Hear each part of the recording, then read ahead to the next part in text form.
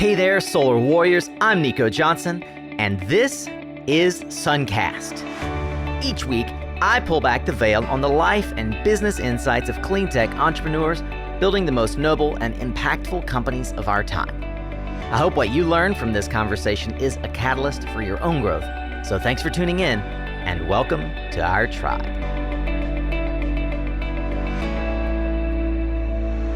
Hey, welcome back, Solar Warrior, and it is such a beautiful time to be alive. It's a beautiful time to be in the United States, at least right now. The weather continues to be amazing this month of March as we celebrate the impact of women in our culture, the way that women increasingly are being recognized as better leaders, as better and more empathic executives in businesses.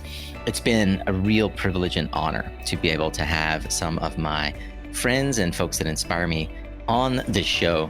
And this week on SunCast, as we wrap up Women's History Month, I am so excited to be able to bring to you a fearless leader that fits the bill to a T, someone that I've been friends with for a little while and admiring for a lot longer. And if this is your first time listening to SunCast, I hope that you get a ton of value out of this. I recognize that you are giving us the only resource for you which is not renewable, and that is your time. I pray that in the next hour, you will feel it is well spent. And if you do like what you hear, please subscribe to the show, rate it, review it, share it with your mother, your baker, your babysitter, whoever you think will get a lot of value out of this. And don't miss our twice weekly content, Just Like It, which you can find over at mysuncast.com or in your podcast player of choice. And a special thank you to all of you who throughout this month have supported all of our posts on LinkedIn, highlighting women leaders, and who yourselves have been using social platforms to elevate the awareness of the amazing women in the energy and sustainability and climate tech industry. For now, let's get ready and tune up your skills, Solar Warrior, as we tune in to another powerful conversation here on SunCast. As I teased, today's entrepreneur is someone that I have come to really genuinely appreciate in the world and in the solar industry. I want to give a huge hat tip to our mutual friend and return Peace Corps volunteer, Kristen Kirsch, for helping make the introduction. Also to my friend Christian Rosalind, who was the first to actually bring Miss Andrea Luecke onto the SunCast podcast. Andrea Luecke is an entrepreneurial and fearless, as I've said before, leader with a diverse international background who, over the course of a decade, took an organization you may be familiar with, the Solar Foundation, from idea to globally renowned organization that's responsible for some of the industry's most trusted and valuable research and education. Andrea, over 10 years, served as the strategic mind and engine, key spokesperson, prime fundraiser, and creator of all the products that you'll find in the Solar Foundation cadre of equipment that is now safely in the hands of the Interstate Renewable Energy Council, where the Solar Foundation was successfully strategically merged at the end of 2020. That's a mouthful. I don't know that I've given that long of a bio for anyone. Andrea, I'm so happy to have you here on the show today. Thanks, Nico. I'm super happy to be with you at long last. I think it's been, 2 years since you've tried to get me back on your show? I'm going to tell you, I've said this to people in private. I've never pursued anyone more than you to get on the show, Andrea. Well, I'm very hard to get. That's how I roll. So I'm here. You've got me. I love it. So buckle your seatbelts, folks. This is going to be a wild ride. It's going to be fun. If you were one of the participants in the Clean Energy for America ball back January 20th of this year, 2021, celebrating Biden's inaugural, Biden and Harris, then you were witness to one of the ways that Andrea shows up in all her greatness. Andrea, that was a blast. Is that kind of limelight, that kind of hard time crunch project, just something that you eat for breakfast? Oh, not at all. I think that event, what we pulled off in less than a month was epic. And if I were to do something like that again, it'd probably kill me. It took me about 2 weeks after the event to recover. My hands had post-traumatic stress disorder. They were shaking. I couldn't hold a mouse from all of the emails and the texts and the Slack messages and just the coordination that your team and my team and the Clean Energy for Biden team were doing in that very short 3-week period. It was amazing. Would I like to do something like that again? Oh, hell no. I am not an event planner. I'm an amazing connector, and I sure know how to get things done. And I do work well under pressure. I like to be on deadline. I like to have a crisis, a problem to solve. But that was intense. That was a little more than what anyone would have anticipated. How do you feel? Are you recovered? I am fully recovered now, 2 months on. And it took nearly that, like you said, 2 weeks just to feel like I could open Slack again. But our team's used to events, and it's always fun when I see how folks respond to what for us is kind of everyday normal for events, but it can be an onslaught of information, coordination. It really is intense and makes one really appreciate the work that folks do that pull these events together. And I just want to say for the record that you did an unbelievable job. You pulled together a team and the funding to make that thing happen. And I think that has become one of your superpowers. We'll talk, I expect, a lot more about it. Where are you originally from in the world? I'm from the southwest corner of Wisconsin. I hail from a small town called Dodgeville. And I know where Dodgeball was founded. It's where what was? Dodgeball. But you got the heck out of Dodgeville. When did I got you? the heck out of Dodge. As soon as I was 18, I left. I went to Minneapolis to undergrad. I was the only person from my small town that went to the Twin Cities for school. So I didn't have a network. I didn't have any friends. Of course, in that era, I'm a Zennial, so I'm like right on the cusp between Gen X and Millennial.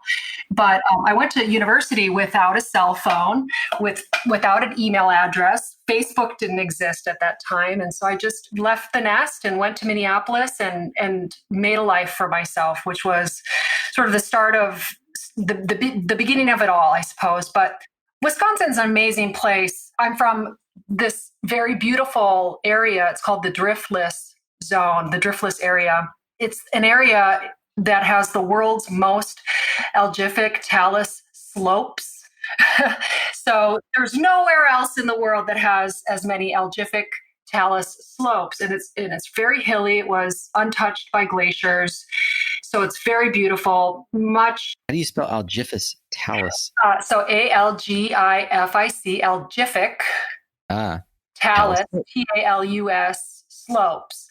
And these little slopes, they are home to a number of threatened and endangered species, and it's a very special place. A lot of wildlife preserves in this area. But then as soon as I was able to leave, I went to Minneapolis and lived, hung out with some crazy people. At one point, I lived in a little log tent that I made, and no, you did not. You lived in a tent? Hobos. You lived in a tent? I lived in a log tent alongside the train tracks with the hobos because I wanted to save money on rent. So I was very practical. I've always been very practical and frugal, always looking for ways to save money. Well, let me tell you, I know there's another thing that contributed to your ability to be practical, frugal, and save money. You are, like me and Kristen, a Peace Corps volunteer. You're a returned Peace Corps volunteer from Morocco, if I recall. Tell me about how and why'd you decide to go to the Peace Corps, and how does that factor into your resourcefulness and career decisions? Yeah, so I spent my entire 20s traveling around the world. I was a bit of a nomad, learning Spanish, speaking Spanish, doing a lot of international development work. It wasn't until I was in my early 30s that I decided that maybe I should finally, join the Peace Corps. It's something I've always wanted to do. And then once I'm done with that, I would get serious go to grad school and get on with my career, get on with my life. You joined Peace Corps in your 30s? I did. I was much older than the average person who was in Peace Corps. And it gave me, I think, a different perspective than a lot of the other volunteers had. I was a lot more serious, a lot more of a rule follower, so to speak. And I definitely was the kind of person who went native. I truly went native. I even married my teacher. So I was in the mountains in the very southern part of Morocco, near the Mauritanian border. And my Berber teacher was very handsome. And we fell in love and we got married, brought him back to the United States. And we were with my parents for just a few months while I was trying to determine where I was going to go to grad school. And so once I decided I was going to go to the University of Wisconsin-Milwaukee because they offered me a full ride. Peace Corps fellow. Yeah. And it was just a terrific benefit and I couldn't pass it up. That was how I got my foray into the industry, into solar. I'm a lifelong environmentalist, very avid sustainable planning and international and economic development enthusiast. So when I got the job at the city of Milwaukee running the solar program that was funded by several Department of Energy grants, I was really excited. Really didn't know very much about solar, but certainly I knew a lot about, conservation and energy and environmentalism. And I learned along the way. Of course, I had a lot of coaching and I received a lot of technical assistance from NREL. There was a Tiger team that was set up to help folks like me. And this was back in the early days of solar. This is in 2010.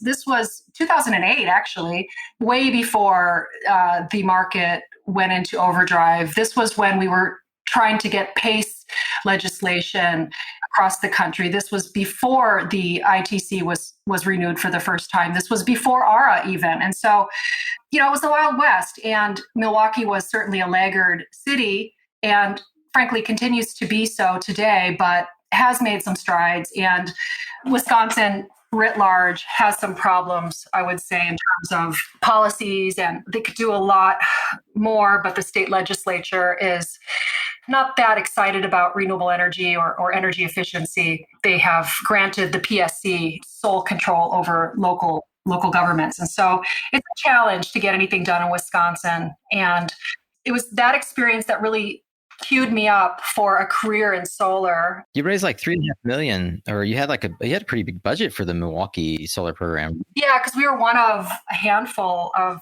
Solar America cities. So we were a special designated city. We were designated by the U.S. Department of Energy, and we had millions of dollars to spend on solar hot water systems, on firehouses, a high school exchange.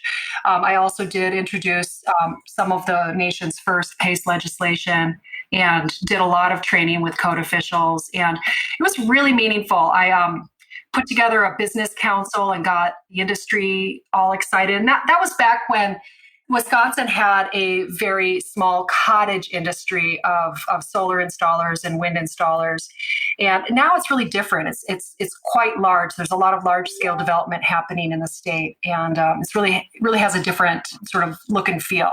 So Andrea, when did you realize that there was more to the solar industry for you than being a project manager at the city of Milwaukee? Tell me about the calling that led to eventually a decade at the Solar Foundation. In grad school, when I was in Milwaukee, I was studying nonprofit management and leadership. So I'm very mission driven. I really believe in crafting, difficult to achieve metrics, and I'm very impact driven. And so the nonprofit sector always called to me.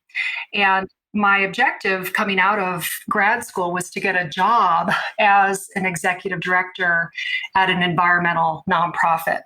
Because I already knew solar and I had received all this specialized training from NREL and the city planning department, I was definitely well equipped to take a job like the Solar Foundation's, to serve as their first executive director. And so when I was tapped for that position, there was nothing there. It was basically a shell of an organization, basically just an idea.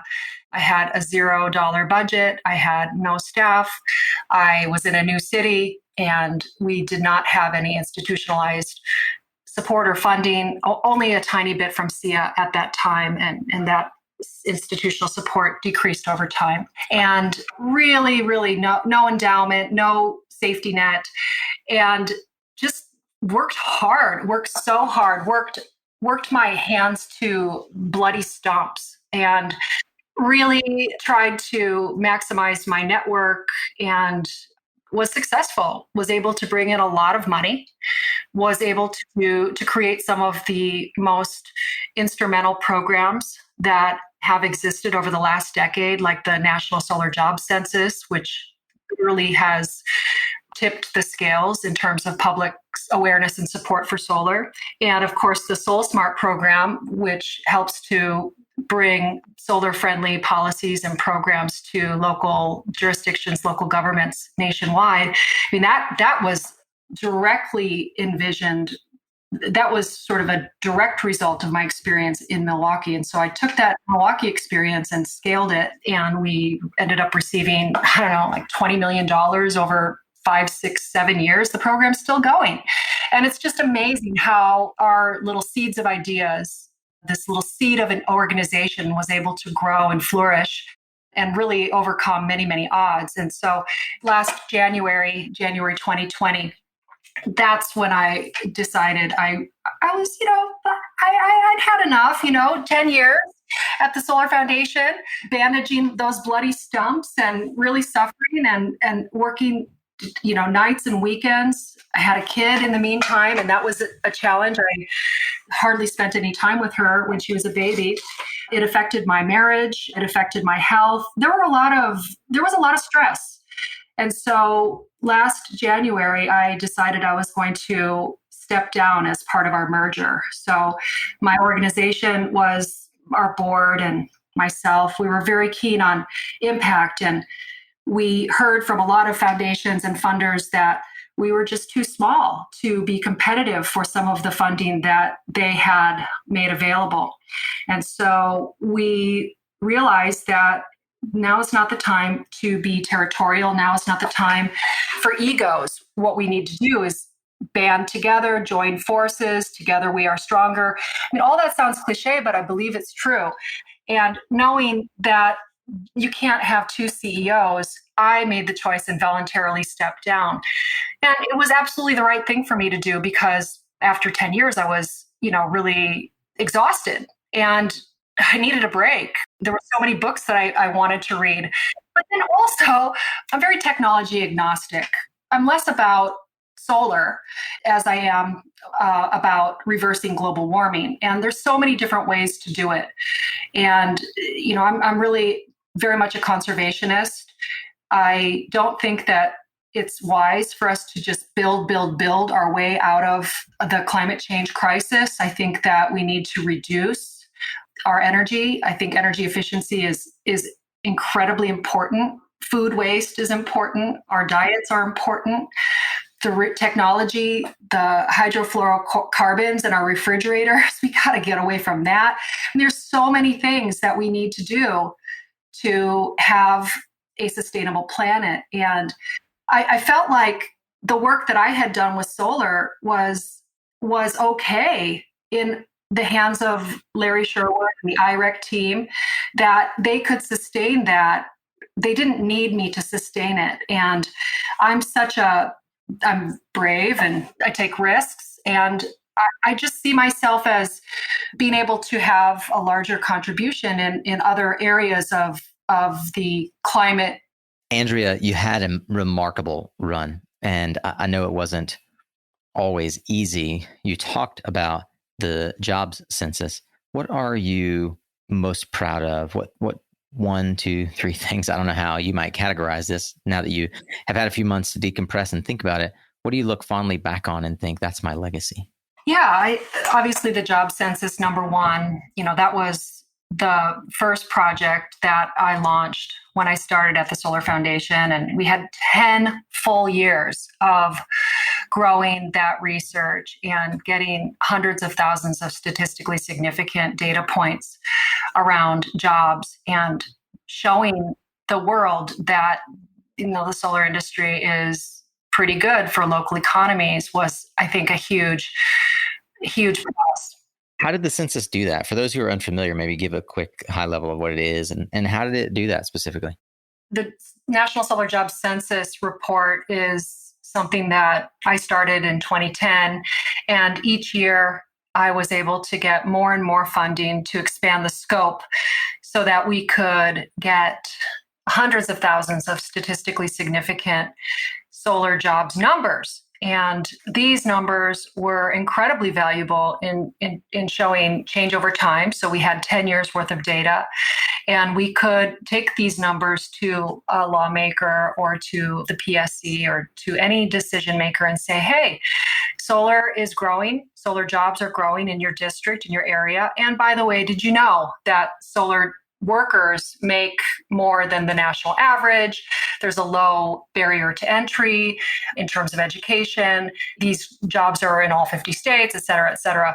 And the outlook is bright. And so we're so proud of this work, but it was so difficult to raise the money and to do the work. At one point, I just decided that, IREC can handle it. The staff at the Solar Foundation, they can handle it, and they'll do a great job carrying that legacy forward. I mentioned a couple of other programs, as did you. Soul Smart, the training network, the industry diversity study was the first ever. Tell us a little bit more about some of the impact that you and your team were able to have on the industry in the time that you were there. Yeah, so much impact. The Soul Smart program was a direct result of my experience at the city of Milwaukee. And so with Soul Smart, we were talking to hundreds and hundreds of cities and counties, helping them to become more solar friendly and solar ready through their policies and ordinances and programs. And, we've designated, I think, 400 at this point, and this program continues into perpetuity. So it's really incredible. It's really helping to touch every jurisdiction around the country to some extent, and is helping to make counties and cities ready for the onslaught of the solar industry, which is a wonderful thing. And then, of course, I'm very proud of the diversity work that we did, educating women and girls, getting more women into the workforce, getting more people into the workforce, people from different backgrounds, people of color, LGBTQ folks. That's where we're going to have the most innovation. And solving for climate change really does require participation from everyone. And whether you are participating because you have a job in the industry, or you are a consumer, or you are selling a product to a solar or wind or energy efficiency company, or you're designing policy, whatever your role is in the world, every single person needs to be involved. And so it's a great initiative that we started through our research, our solar industry diversity research. And that research also continues on and is being led by the team at the Solar Foundation and IREC. And of course, SIA is doing a lot there as well. And I'm part of the Renewables Forward.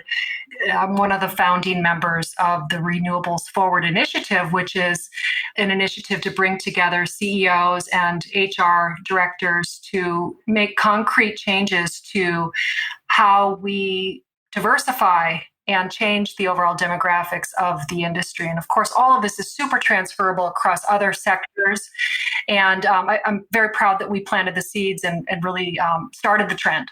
Yeah, I love the Renewables Forward initiative and the diversity report, both pioneering efforts that you've been a part of. And I'm really honored to see all the work that everybody is doing there. I mean, Kristen actually was the first to bring my attention to a Renewables Forward initiative. I know you and she work a lot on these kinds of things together. And that is bringing together an incredibly impactful group of influential folks across the industry. So we've categorically moved into a realm that 10 years ago, when you started at the Solar Foundation, talking about the need for solar jobs and the need for diversity, we could have only imagined the kind of consensus that Renewables Forward is creating. And I'm really pleased to see that happening. Yeah. of course, with the new administration, there's a huge focus on equity, and with good reason. And we definitely need to reverse the systemic and systematic racism that is inherent in our society. But Renewables Forward is important because it's tackling the issues of equity washing. And there's a lot of companies that are out there across the U.S. economy that are making all the right moves. They're making proclamations that diversity is important. They're doing a third-party assessment. They're doing blind resume reviews. But yet it's still just a veneer, and they're fooling the public. They're truly not equitable, and they're truly not moving as quickly as they need to toward full equity. And so Renewables Forward is definitely cognizant of the danger of equity washing. From your perspective, are there things that you weren't able to accomplish that are kind of left undone, that are now in the capable hands of IREC, and you're going to be watching them from the sidelines? Yeah, actually, so we put a proposal in, we were working on a proposal to the Department of Commerce to replicate many of the successful elements from our Puerto Rico proposal and our work in Puerto Rico. We had another application in for the USVI, and we really saw our work in Puerto Rico, the business capacity building, the business literacy raising, the workforce development, the microgrids pilots. We saw that as being capable of serving as a model for the entire Caribbean.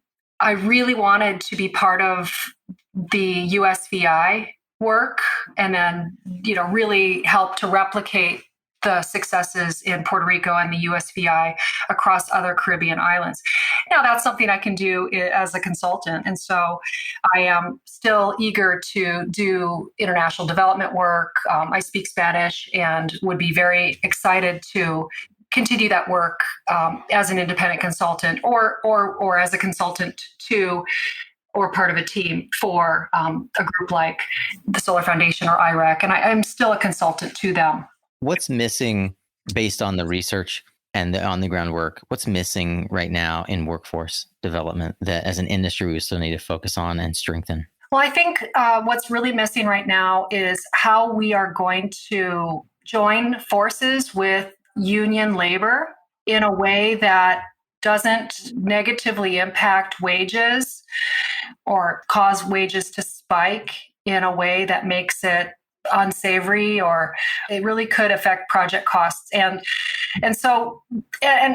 shortages too. So if there's a union labor mandate, how are we going to fill all the positions? We're already having trouble filling those positions. And so I think there's a gap there. But then in general, I think the biggest gap that we have as an industry, which isn't related to workforce per se, I think that we really need more analysis on how distributed generation, how rooftop solar and energy efficiency, and mostly rooftop solar and storage pencil out.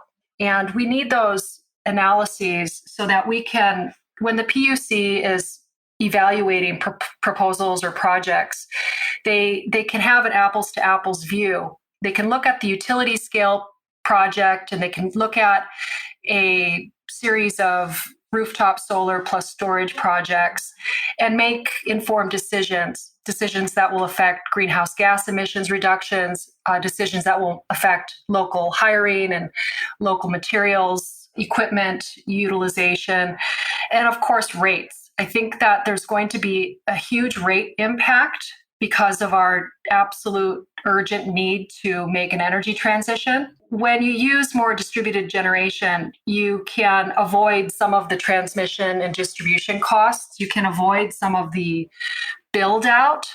transmission build out that's being proposed by MISO and ISO and all of the regulatory underlayers. And I know that there is a real trend toward having this beautiful interconnected grid. Of course, we saw recently in Texas that part of the problem with ERCOT was that it's an island and it was not connected to any other grid systems. But I'm afraid of how it's going to impact rates And I'm worried that distributed generation options will be ignored or avoided if we don't have good, solid numbers to help us evaluate the greenhouse gas emissions reductions and the impacts on rates. And so I think, honestly, we've been talking about that for 10 years. We still don't have a solution.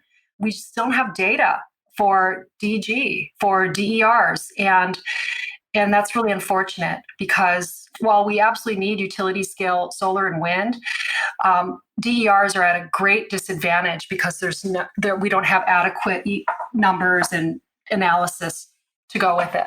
Is there anything similarly that was left undone, but now you can focus on it because you're unencumbered by the nonprofit role? Yeah, so working at the Solar Foundation, because it's a 501c3, I was constrained. We all were constrained. We were not able to do any lobbying, and I make an excellent lobbyist, and I'm very excited to flex that muscle and educate decision makers and other legislators on the benefits of clean energy, on the benefits of energy efficiency, and all the different ways that we can go about reversing global warming. And so that's in great part what I'm doing with my consulting firm currently. That's fantastic. And our industry is going to be well served to have someone with your depth of experience working alongside a lot of the folks that have now been elevated into, positions in the administration. I think it's an excellent time for you to be out in the free world consulting and determining how your impact is going to meet the world.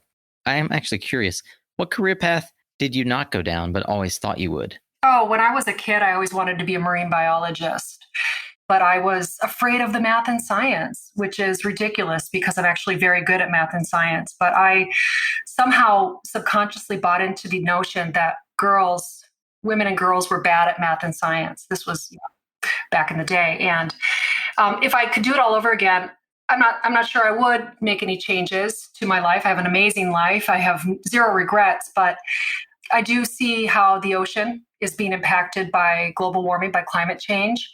I see the terrible plastification of our oceans, and I make my own personal choices at home. I have subscribed to all of those little trendy things where I get my toothpaste in a pill and my soap in a little tablet and my laundry detergent in a sheet, because I am very opposed to contributing to the plastic problem that our entire world is faced. I mean, 400,000 laundry jugs are thrown into landfills each year in the United States. And I just think that if I were to go into marine biology, I could have, become an ocean conservationist, but I'm very happy with my career path. And I feel that now is not the time to make big switches or changes. I need to leverage my massive network because we only have about 8 years remaining before we really hit that point of no return. All right. So you've got Salesforce for your sales team. How's that working out for you? How great would it be if someone could actually just come in and really make your whole solar sales process deliver results? And what's more, what if you could actually see all the sales data in one dashboard? Pipeline, forecast, aging, deals that are about to close, the whole darn thing. Look, I have someone who can help do all of that. They're called Indium. And right now, for a limited time, you can get a Salesforce tune-up, a process assessment from them entirely on the house. Just click on the Indium logo over at mysuncast.com and start getting more value from Salesforce finally. It's the time of year where folks start moving around from business to business, job to job. Career transition is at its peak, and it's often a time where folks look to someone else to help organize their thoughts and guide their principles. I've spent the last 15 years in renewables. I've spent the last 5 years coaching founders and startup executives in this space specifically. And for the last year, I've been helping folks transition out of oil and gas and other industries into renewables. And I've found that there are a few things that are commonalities. I'd like to invite you, if that sounds like something you're interested in, to have a conversation with me about whether or not coaching might be in your future, and working with me might be something that would help level up your business or your personal career path. You can fill out an application over at mysuncast.com. Just click on the Work With Me button in the very top right. And everyone who fills out an application, I'm going to set up a 15-minute clarity call. So I invite you to fill that out if this sounds remotely interesting to you. And let's have a chat. See if there is, in fact, a fit. I look forward to chatting soon. Thank you so much for tuning into SunCast. Let me know if I can help you in other ways. What sacrifice do you feel you had to make in order to get where you are in your career right now? I had to sacrifice my time with my kid. When I was pregnant with her, we were a staff of 3 people. Then I gave birth and was working 80 hours a week on the weekends, and I really didn't see her very much and really wasn't a great parent. And so while now that I'm a consultant and have more time, it's wonderful to be a more present and available parent. All kids, they need good parents, and you have to give them time. Yeah, it's so fun to watch how she sort of flowed in and out of your office as we were working together, and to get to see the relationship you have with her. It's priceless. And I know that that is something that you've been working hard at. So I just want to acknowledge that. I see how intentional you are in raising your child as a working mom. Andrea, tell me something that's true for you that very few people would agree with you on. Where are you a contrarian? Well, currently I'm in Wisconsin. So my mother, who's almost 80 years old, she called me up and she begged for me to come home and help her out. She wanted me to help her fight the transmission lines that were going to be cutting across our area and wildlife refuge. And she wanted me to help fight against a 600 megawatt wind farm. And, I was like, Mom, you're being a NIMBY. Come on. Like, surely we need these transmission lines if they're being proposed. Are you, and she's like, well, we might need them, but there have been no evaluations of the different routes that the transmission lines could take. We don't really know what other options have been studied. It seems that no other routes have been studied. And so we're opposing it because of the lack of due diligence. And I said, okay, well, I can get behind that. I mean, believe in transparency. I believe in best practices. I believe that transmission lines can make great sense as long as all aspects have been carefully analyzed. So I got a little bit involved with that, but I got mostly involved in fighting against the 600 megawatt wind farm. The reason I was really against this wind farm has nothing to do with wind. It has everything to do with how the developer was going door to door to get landowner signatures and not involving the public in any way. It was about how our county government refused to update our wind ordinance to offer the county residents with protections.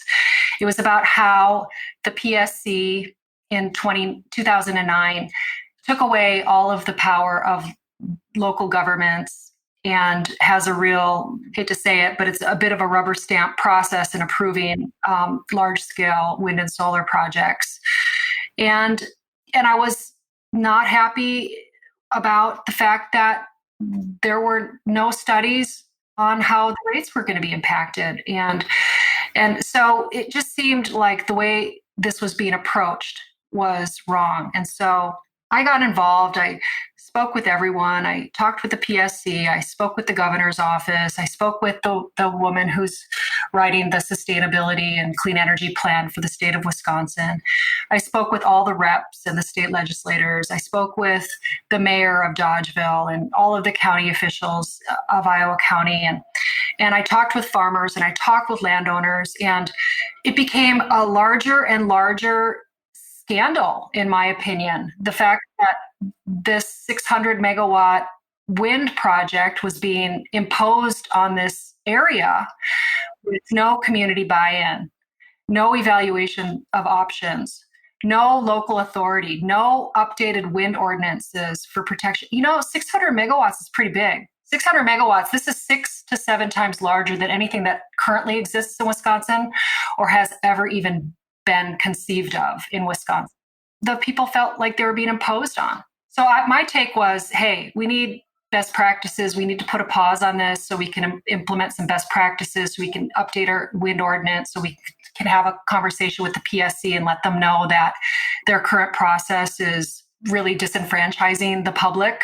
And so that was my take. But then, of course, what I also saw was a lot of anti-wind sentiment. And I don't like that, because it's not about, you shouldn't hate the technology. You should not be against the technology. I am super technology agnostic. It's all about whatever's going to make the most sense and reduce the most carbon as possible.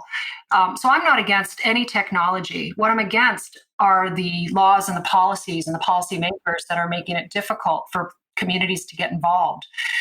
And so that's what I'm hopeful. I'm hoping that the people that are seemingly anti-wind can become more anti-bad policy and put their energy toward fixing the policy and solving the policy challenges that they face, as opposed to telling people that wind is terrible and that it kills birds and that there's stray voltage and that if one of the blades freezes and falls off, it's going to hit your house. I mean, that's crazy. Certainly it can happen, but we don't want to fearmonger. We need renewables. We need large-scale wind and solar to fight climate change. And when people are going around talking about wind in this negative way, it really hurts the entire movement toward renewables, small, large, and our movement toward saving the planet. And so I'm trying to help shape that, but that's probably the area in which I'm the most, against the grain. I love the complexity of your answer. For me, on the surface, I never know what I'm going to get from that question.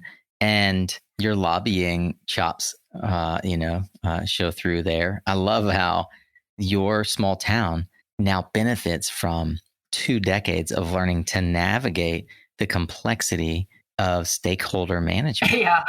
Well, let's hope they listen. I've given them every ounce of insight that I can. And I know I have made a little bit of a difference. I definitely have raised awareness. The county did agree to some public information sessions, and they are considering updating their wind ordinance. And so change is happening. It may be not fast enough for this big 600 megawatt project to get into the ground, approved and then get into the ground, but at least it will be in place for future projects in the state. We need this energy transition, but it has to be equitable. It has to be participatory. People have to feel that they're benefiting. They have to feel that they are part of the energy transition, that somebody asked them what they want, and they were able to put their dollars toward the technologies that they want. You are an inspiration for many folks in the industry, women and men alike. I'd love to know who inspires you in the renewable energy business. You inspire me, Nico. That was a gimme, right? It was a layup. well, I would say among the folks that aren't on this call, who inspires you and what can we learn from them? I would say Jigger really inspires me, Jigger Shaw. He's one of my favorite people. I've known him for a decade. And I just read his book recently, his Climate Wealth book. Yeah, Climate Wealth. Finally, I read his book. And he's a good listener, and he understands the importance of the participation ideal and is really trying to get there. And so Jigger really inspires me because he doesn't cut corners, and he really believes in bringing all of the different voices together to find consensus.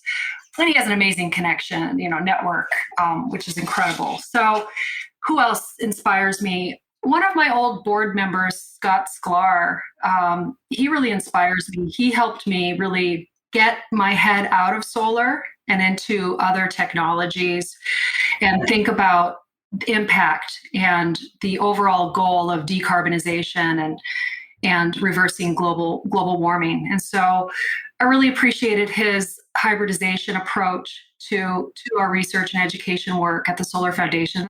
Andrea, what were for you some of the key lessons or takeaways from the important mentors who've impacted your career trajectory? So my leadership style, I think, comes from Mary Powell. She's a macro manager, and I've become a macro manager. It's the opposite of micromanager. So you have very specific goals that you work through with the person you're managing, but you give a lot of rope and you sort of let them try it out, and you empower them enough so that they can, through trial and error, see if they can crack the code. And so that's really been a really important takeaway for me in my life. Like the tighter you squeeze, the less you have. The tighter you try to manage something or someone, the less you'll get from them. The worse the morale will be, the less productive they will be. And so I've really become a very good, I think, macro manager in that everything's on my radar, but my radar is very vast, very big. I tend to take a very global perspective to everything that I do, and I really let people, my staff and direct reports, try things, fail. Of course, I will intervene if I think that they are really going in the wrong direction, but only if it's significant, like more than 20% of what I would do or how I would do it. So if it's about 80% of how I would do it, I let them go, because the more they will do it themselves, the more they will feel that sense of ownership and buy-in. You make it sound like things have gone so well, and I can't believe that a decade was not fraught with some sort of problems. Were there any, call it forks in the road, or areas where you reached a dead end and said, "Oh, okay, this is a forcing function on decision making here"? How did you work your way through some of those problem areas as a manager? Smooth sailing? Hardly. I mean, I've had so many conflicts and struggles in my 13-year solar career. About 7 years ago at the Solar Foundation, we had a failed systems audit. It was the first year that we received a large chunk of federal funds. And so, we went from having a $1 million budget to a $5 million budget practically overnight. It was all federal funds. We grew so fast and we were so unprepared for that growth. So we failed our systems audit. No one was embezzling. There's nothing like that. It was just that we didn't have our timekeeping system in compliance. And so this was a big deal for the auditors, of course, and I agree. But that was really an incredible learning experience. Of course, the way I overcame it was through tenacity and persistence, put a ton of time into overhauling the accounting and timekeeping infrastructure, and demonstrate to the auditors and the federal government that our systems were in compliance. So that was a big learning experience, but also a big success.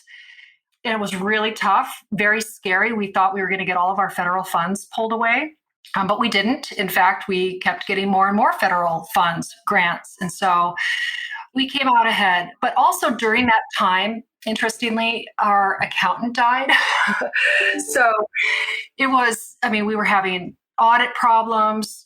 My accountant died unexpectedly. I had to go through all this forensic accounting, and to get super focused, I locked myself into my office for 6 months, and I just focused on corrective actions and getting the accounting and timekeeping infrastructure up to par, doing all that forensic accounting. But, I took responsibility. I said, okay, that was probably my fault, and not that she died, but that we had these issues.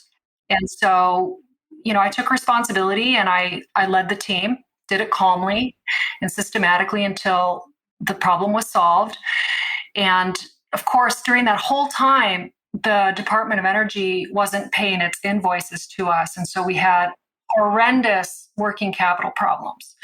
So not only were we about to get our funding taken away and my accountant died, but we had no money in the bank. The Department of Energy at one point owed us like $1.5 million. And for a small organization like ours, that was just put us over the edge. And so I was faced with the prospect of having to lay off all of my staff as well. So it was just a really, really hairy time.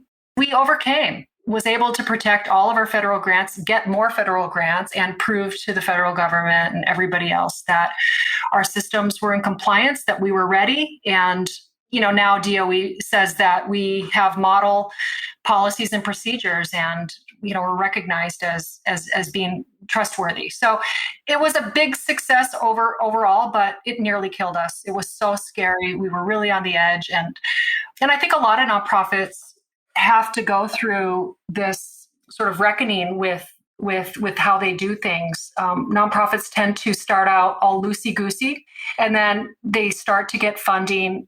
And if you get government funding, there are always a lot of strings attached, a lot of compliance hurdles to clear. And if you don't know what you're doing from the very minute that you receive your first federal dollar or state dollar, you will be in audit trouble. And, we didn't really know that. And my board really didn't know that. And I didn't learn that in school, even though I, got my master's in nonprofit management leadership. This was just something that was not super familiar to any of us, and we had to learn the hard way, but we learned it and we're better off for it. Well, back to current events, I mentioned earlier, as did you, that not only is this administration going to give us a tailwind for once, or finally again in our tenure in the industry, but we've now got some friendlies like Jigar Shah, who you mentioned earlier, running the loan program. How do you see the current administration's focus on climate benefiting real, impactful jobs and growth in this sector? And over what time frame do you anticipate we're going to see the kinds of growth we're expecting? So Kelly Speaks Bachman is the principal assistant deputy secretary. And so she has a very, very important job and is doing amazingly. She's super focused on climate, on renewables. Of course, Jigar is heading up the LPO, the Loan Programs Office. Michael Reagan just got confirmed at EPA. It is kind of a dream team over at the administration right now. Nicole Steele, our good friend, she's community solar at the Solar Energy Technologies Office. And of course, we have so many friends and colleagues at the federal government. And so I think that they are moving alongside the Biden energy plan. They continue to be very focused on early drafts of the energy plan. There have been numerous ideas that have been publicly generated through the Clean Project to try and seed some of the big funding opportunities in the direction of the Department of Energy and other agencies. I have no doubt that climate equity and the economy are going to be the three-part strategy as we go forward. I don't know if it's going to be a tremendous windfall for the solar and wind industries. I think that solar and wind have done a great job even under Trump, just constantly growing and evolving. I think that there's an opportunity to do other things as they pertain to methane and hydrofluorocarbons and other greenhouse gases that are not carbon. And so I think that the DOE and the EPA are going to have their hands full with that and can have a really big impact. So on what timeline? I think it's going to be urgent. If we can hold on to the Senate and the House in 2 years, that's great. But if not, then it's going to be a challenge. So it's urgent. As many executive orders should be in place now. Certainly, Trump rolled back a lot of environmental protection, so we have to sort of put those back in place. There's a lot that needs to be done. There's a lot of funding and a lot of that's been sort of hidden and in different pots and unused, underutilized during the Trump administration that needs to be sort of pulled back out. There's research, there's data, there's insights that needs to be resurfaced, that had been buried under the Trump administration. So there's a lot of work to do. And with the Clean Tech Leaders Roundtable, that's a group that I'm affiliated with. I'm on their board. And that group, interestingly, started out as a dinner group where CEOs and entrepreneurs and investors would meet at somebody's beautiful home, have dinner together. But because of the pandemic, we became virtual, and it's enabled the group to expand well beyond city limits. So we've got people in our group now from London, from Asia, from the West Coast, East Coast, and it's just an incredible growing network. So I encourage everybody to check that out. I've got 3 questions for you. What, apart from your field of nonprofit or solar energy, are you most fanatical about? Hiking, eating, playing with my kid, gardening, reading, hanging out. I don't know. There's a lot of things in life. I mean, life is really short. Traveling, living. But in terms of a field, I'm interested in politics. I am very interested in history. I love the Vikings and the Viking history, and I love to learn about indigenous cultures. I'm working with native renewables right now and helping them to figure out ways to bring power to all of the Navajo and Hopi people that are without power currently. So that's a little bit part of my field, but there's some cross references, history, primitive cultures, nature, indigenous cultures. Have you ever seen that show Alone on the History Channel? I haven't. OMG, that is the best show. My dad and I are watching it together, and the premise is there's 10 people.